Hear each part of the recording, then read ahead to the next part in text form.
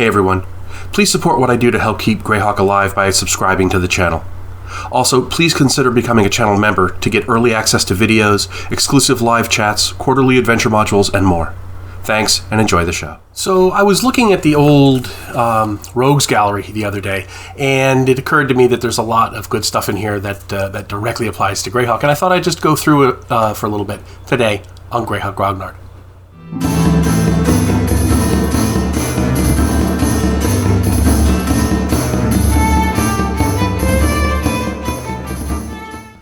The Rogues Gallery came out in 1980, and it's one of those books that is really underappreciated, I think, in a lot of quarters.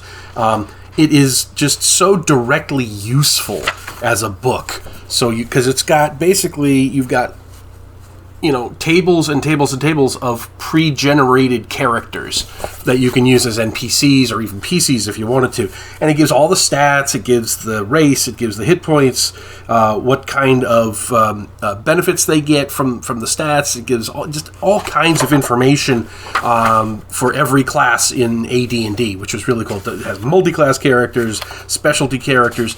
It's got like sages and zero-level characters, and if any of them have an above-average statistic.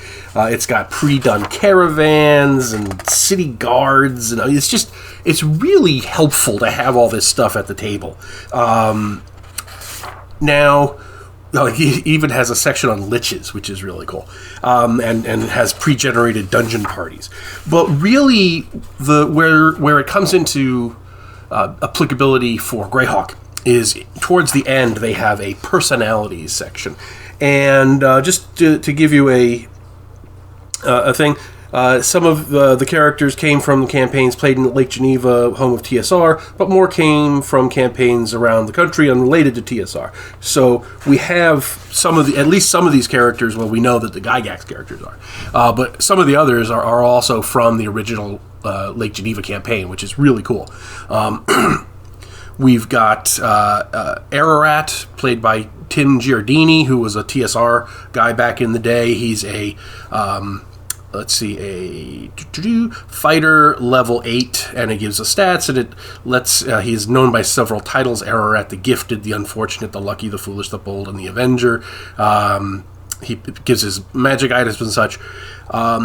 And it's just really cool, not only to see the specifics about the character, because it gives a nice couple paragraphs about the background and such, but it also gives an idea of how TSR wanted to project what characters of certain levels should be at that point in the game. So, for example, this 8th level fighter has a plus 4 sword of defense, a plus 1 shield, couple of scrolls of protection, and 4 potions. And that's it. He's an 8th level fighter with 94 hit points, and he's only got only 2 real magic items, permanent magic items, and a handful of burnable ones. So that gives you an idea of how they wanted to project, even if that wasn't the reality at most games, because if I had a 9th level fighter, I would expect that character to have a lot more magic items than that. But then we look at something like Bigby, which is obviously Gary Gygax's one of his big characters. In this book, he is a 13th level magic user, and it's important to note that later on, Gygax said that a lot of the people who contributed their characters for this book changed them because they were still being actively played, and they didn't want the other players to know all the stuff that they had and what their exact stats were, because it was very much of an adversarial approach to playing, not just between the DM and the players, but among the players themselves. They were, they were rivals for treasures and things like that. So, they made modifications for this book, but it's still illustrative of what what it looks like. So, as a 13th level magic user, let me read the whole thing. Reclusive, Bigby seldom adventures anymore unless it's absolutely necessary. Instead, he conforms to the traditional role of the wizard, pale and studious, although smart and wise. Bigby is less of a leader of men and more of a spectator. He is always willing to let others do tasks for him. When adventuring, he prefers to travel in the company of friends, partaking of their adventures and fun, but seldom instigating any himself. He does enjoy the deception of posing as a withered trader. He finds that it often gives him the advantage of surprise he needs. Bigby is quite willing to describe some of his greater exploits and is, in general, a talkative man. He is just slightly moody, and when certain ill-fated expeditions are mentioned, his good humor becomes forced. He's got a +2 dagger, a staff of power, a ring of X-ray vision, a ring of protection +3, and a genie bottle. He also has potions and scrolls. And that's all that the 13th level magic user has in terms of magic items. So it's interesting to note that. I'm not going to go through every character in the book. There's a lot of them, and they're all really neat.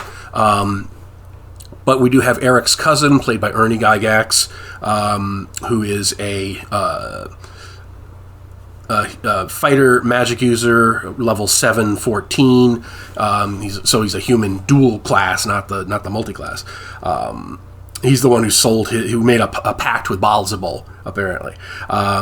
We've got Greg Fleming, who's very interesting because his character is Gormadoc, a halfling 5th level thief, but the picture of him, he actually did this picture of his own character pickpocketing another character on the same page, Lanolin, who is an elven fighter magic user played by Lauren Schick. So it's really funny that he actually did his own illustration.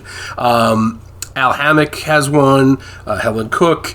Gary Gygax has Mordenkainen, who here is a 16th level magic user. He's got bracers of defense, armor class 4, bag of holding, and an Afridi bottle, a wand of fear, wand of cold, crystal ball with ESP, a +1 dagger, and 3 pearls of power. So he's got he's got a much more what I would consider a normal stack of magic items. Of course, he's also 16th level.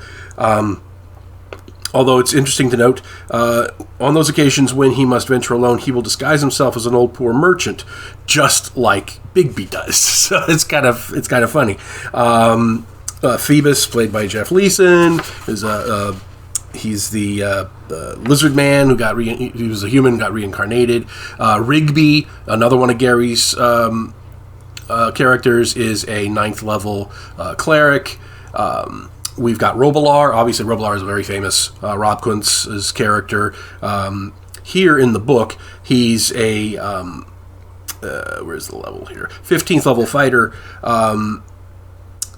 He has Girdle of Storm Giant Strength, +3 sword, +3 plate, +3 shield, +1 bow, flying carpet, which we find out later that his orc henchman Queej actually turned into a poncho while he was waiting outside for Robilar to come out of a dungeon. Ring of Spell Turning and Ring of Invisibility. Certain is another one of Ernie's characters. He's a 10th level cleric. Dave Cook, Zeb Cook, obviously. He has Talbot, who is another character that got reincarnated and came back as a centaur. We've got Tensor, which is another one of Ernie's characters. Here he's a 14th level magic user.